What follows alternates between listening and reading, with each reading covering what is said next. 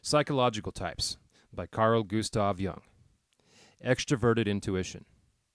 In the extroverted attitude, intuition as the function of unconscious perception is wholly directed to external objects. Because intuition is in the main an unconscious process, its nature is very difficult to grasp. The intuitive function is represented in consciousness by an attitude of expectancy, by vision and penetration, but only from the subsequent result can it be established how much of what was seen was actually in the object, and how much was read into it.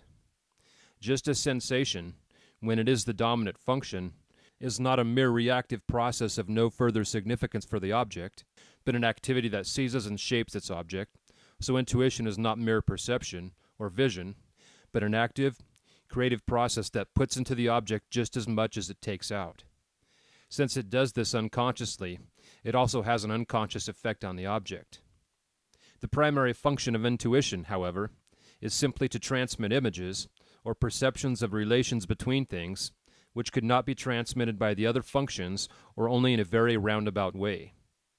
These images have the value of specific insights which have a decisive influence on action whenever intuition is given priority. In this case, psychic adaptation will be grounded almost entirely on intuitions. Thinking, feeling, and sensation are then largely repressed, sensation being the one most affected, because, as the conscious sense function, it offers the greatest obstacle to intuition. Sensation is a hindrance to clear, unbiased, naive perception. Its intrusive sensory stimuli direct attention to the physical surface, to the very things round and beyond which intuition tries to peer.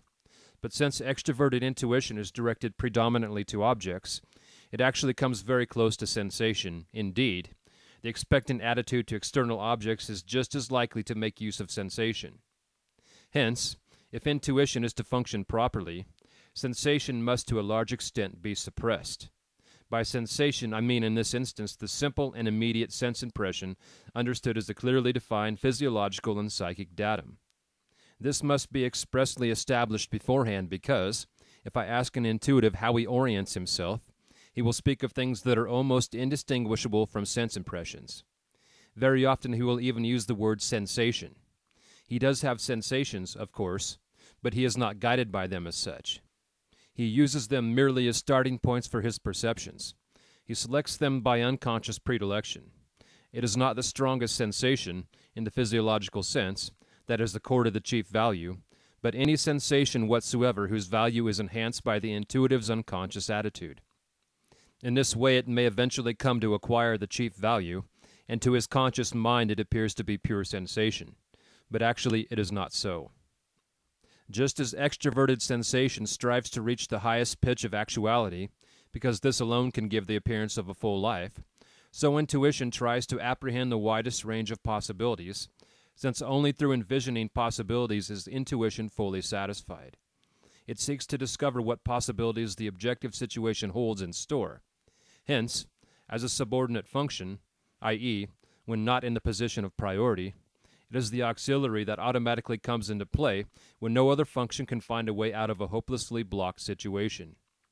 When it is the dominant function, every ordinary situation in life seems like a locked room which intuition has to open. It is constantly seeking fresh outlets and new possibilities in external life. In a very short time, every existing situation becomes a prison for the intuitive, a chain that has to be broken. For a time, objects appear to have an exaggerated value, if they should serve to bring about a solution, a deliverance, or lead to the discovery of a new possibility. Yet no sooner have they served their purpose as stepping stones or bridges than they lose their value altogether and are discarded as burdensome appendages. Facts are acknowledged only if they open new possibilities of advancing beyond them and delivering the individual from their power. Nascent possibilities are compelling motives from which intuition cannot escape and to which all else must be sacrificed.